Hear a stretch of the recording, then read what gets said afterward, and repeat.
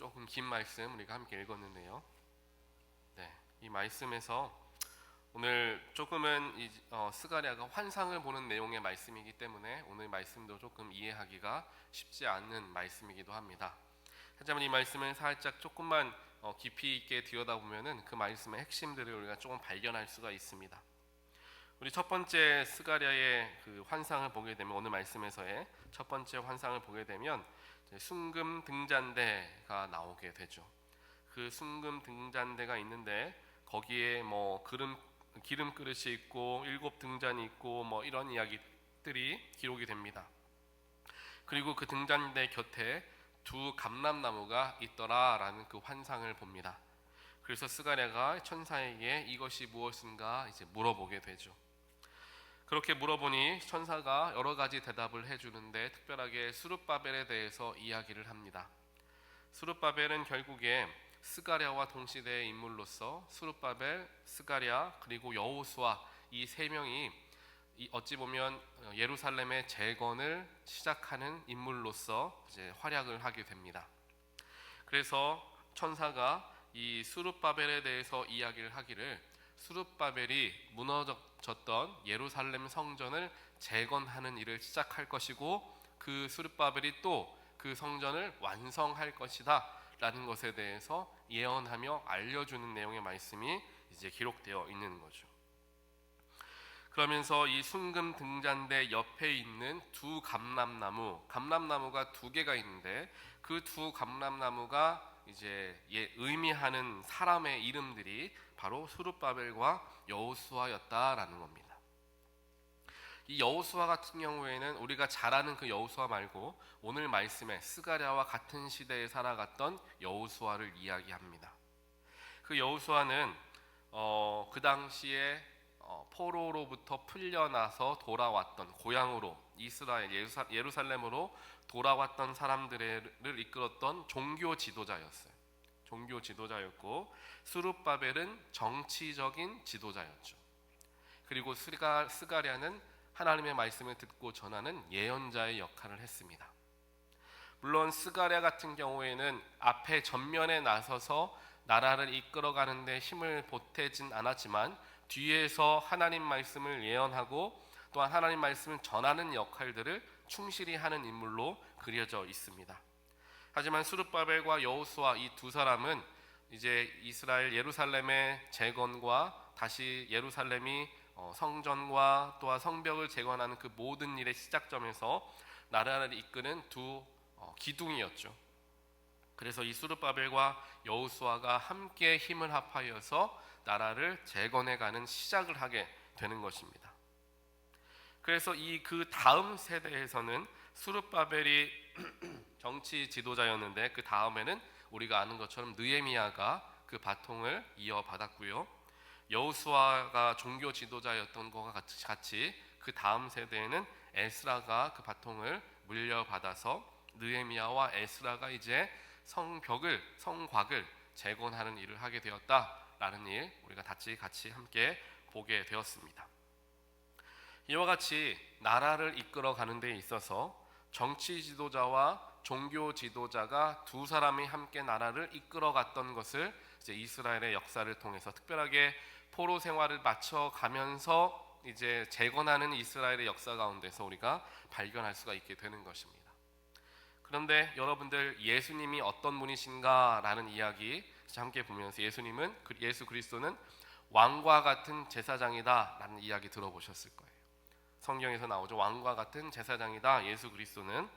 그래서 이전에는 종교 지도자와 정치 지도자, 즉 왕과 제사장이 두 사람의 역할을 나누어서 나라가 이제 이끌어져 갔는데 예수 그리스도에게는 그 두 가지의 역할이 함께 주어지게 되면서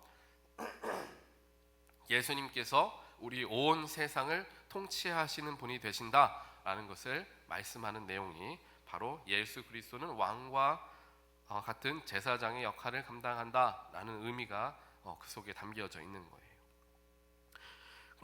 그렇다면 오늘 말씀에서 우리가 주목해서 우리 삶에 적용해 볼 수 있는 부분은 무엇인가라는 생각을 해볼 수가 있습니다.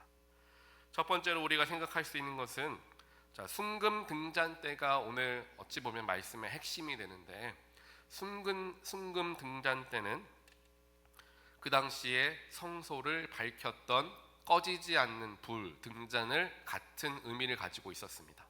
즉 하나님께 예배하는 예배의 처소에 있었던 등잔대는 절대로 꺼져서는 안 되고 항상 불이 붙어 있어야 됐습니다.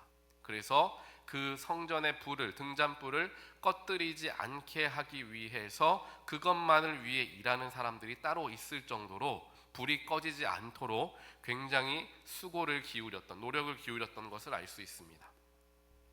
왜냐하면 그 등잔에 불이 붙어 있다는 것은 성령께서, 즉 하나님의 영이 지금 그 제단 안에 비추어지고 있다는 것을 의미하고 있기 때문에 하나님의 영이 꺼져서는 안 되기에 항상 제사장들이 혹은 레위인들이 등잔대의 불이 꺼지지 않도록 노력을 기울였던 것입니다. 그와 같은 의미를 가지고 있는 순금 등잔대가 오늘 환상에 등장하면서 결국에 포로 생활을 마치고 돌아온 유다 백성들, 그리고 예루살렘의 성전을 재건하며 다시금 부흥의 길로 나아가려 애를 쓰는 유다 백성들에게 가장 필요한 것은 수고도 아니고 능력도 아니라 하나님의 성령, 하나님의 영, 즉 성령님이 되신다라는 것을 가르쳐주고 계시는 거예요. 오늘 말씀 6절 후반부를 보면 그렇게 기록합니다. 여호와께서 말씀하시되 이는 힘으로 되지 않고 능력으로 되지 아니하고 오직 나의 영으로 되느니라 라고 이야기합니다.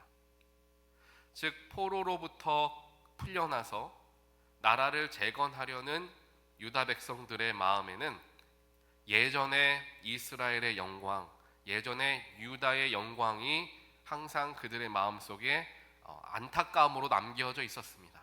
예전의 우리나라는 다윗성과 놀라운 번영을 이루었던 나라인데 지금은 폐허가 된 이곳에서 다시 이곳으로 우리가 다시 돌아왔구나라는 그 안타까운 마음이 항상 그들에게 있었습니다. 그래서 그들의 마음은 다시금 나라를 번영시키고 재건해야 되겠다라는 그러한 열심과 또한 그러한 소망이 그들 속에 많이 있었습니다. 그런 상황에서 하나님께서 그들에게 분명하게 알려주면서 모든 나라의 재건을 시작하도록 하시는데 무엇을 알려주느냐? 너희의 힘과 능력으로 하는 것이 아니라 나의 영으로 하는 것이다 라는 것을 하나님께서 알려주고 계신다라는 거예요. 성전이 재건되고 또 성벽도 재건될 것이고 나라가 재건되어지는 그 모든 것은 오직 성령의 역사하심으로 이루어질 수 있음을 모든 유다 백성들이 기억해야 함을 하나님께서 스가랴의 환상을 통하여서 알려주고 계시더라라는 것입니다.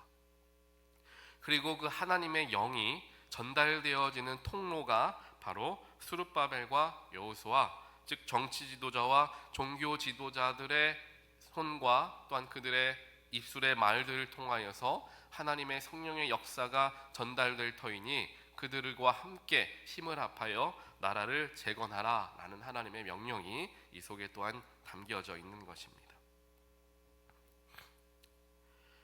우리의 삶에서도 이와 같은 일을 경험할 때가 많이 있습니다. 또 우리 교회도 이러한 생각들과 이런 마음들을 가질 때가 있죠. 우리 교회가 예전에 많은 성도들이 함께 하나님을 예배했던 때를 다들 기억하시고 그때 참 그때를 그리워하는 마음들을 가지시는 분들도 많이 계시리라 생각을 합니다. 그리고 다시금 우리 교회가 하나님께서 기쁘게 사용하시는 부흥하는 교회가 되기 위해서 헌신하고 애를 써야 한다라는 생각들도 우리 모두는 가지고 있습니다. 하지만 그 모든 것들 앞서서 우리가 먼저 간구해야 하고 먼저 엎드려야 하는 이유는 바로 하나님이 주시는 성령님이 없으시면 모든 것의 재건과 부흥의 역사가 시작되어질 수 없다라는 것을 우리가 기억하기 위해 또한 우리가 유념하기 위해서 더더욱이 우리는 십자가 앞에 나아가야 하며 성령 하나님 앞에 엎드려야 함을 오늘 말씀을 통하여서 다시 한번 생각해 보게 됩니다. 비록 지금은 작은 그러한 일들이 시작되고 있다라고 오늘 성경은 이야기하죠. 오늘 말씀의 9절, 10절에서 이야기를 합니다. 작은 일에 날이라고 멸시하는 자가 누구냐? 라고 이야기하며 스룹바벨이 일을 시작했으니 그가 모든 일을 마칠 것이다 라고 하나님께서 말씀하시는 내용이 기록되어져 있습니다. 비록 시작하는 때는 작아 보이고 시작하는 상황 속에서는 이게 정말 완성될 수 있을까라는 의구심들이 그들에게 많이 있었지만, 하나님께서는 그들에게 힘과 용기를 주시며 소망을 다시금 불어넣어 주시는 말씀을 전해주고 계시는 겁니다. 비록 지금은 시작하는 단계이기 때문에 작아 보일지라도 너희들은 염려하지 마라. 내가 놀라운 영을 너희들에게 부어주어 예루살렘이 다시금 성전이 재건되어지고 놀라운 나라로 재건되어질 것을 내가 너희들에게 약속한다 라는 하나님의 말씀이 오늘 스가랴를 통하여서 소망을 잃은 안타까운 마음에 눈물을 흘리고 있었던 유다 백성들에게 허락되어진 하나님의 위로의 말씀이 되어진다라는 것입니다. 오늘 이 말씀이 저와 여러분에게 동일하게 허락되어졌습니다. 우리의 삶에서도 이와 같이 힘을 잃어가고 소망을 잃어가는 때가 있습니다. 좀처럼 무언가가 이루어지는 것처럼 느껴지지 않고 나의 삶이 항상 그대로 그 자리거나 혹은 뒤로 물러서는 것 같은 느낌을 받을 때도 있을 것입니다. 하지만 하나님께서는 우리에게 오늘 말씀을 통하여서 위로해 주고 계십니다. 결국 그 모든 일은 내 삶의 기도의 제목들과 내가 해결하고자 하는 모든 삶의 문제들은 하나님이 하시는 것이지, 하나님이 해결하는 것이지 내가 하는 것이 아님을 하나님은 우리에게 가르쳐주고 계신다라는 것입니다. 그렇다면 우리의 삶을 하나님께서 인도하시고 나의 삶의 모든 문제를 온전하게 하시게 하기 위해서 우리는 무엇을 해야 하느냐? 바로 내 안에 있는 순금 등잔대에 불이 꺼지지 않도록 하는 일을 우리는 해야 한다는 거예요.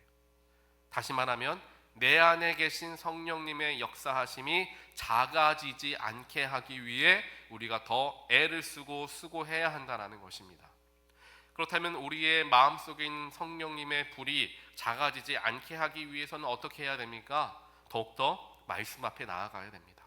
더욱더 예배 자리를 사모해야 합니다. 그와 더불어서 나의 자아와 나의 생각과 나의 경험을 내려놓고 하나님께서 위대하시게 나의 삶을 이끄실 것에 대한 소망함을 가지고 하나님께 나의 삶을 드리는 일들을 해야 되겠죠.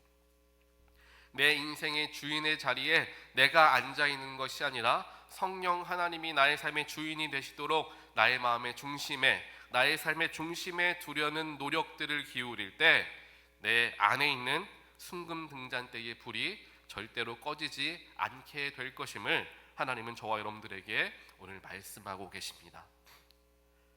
우리가 오늘 하루 동안 이 말씀을 묵상하시면서 내 안에 성령님이 계시다라고 하나님께서 약속해 주셨는데 그 성령의 불이 내 안에서 활활 타오르고 있는가, 아니면 꺼질 듯 약해져 있는가?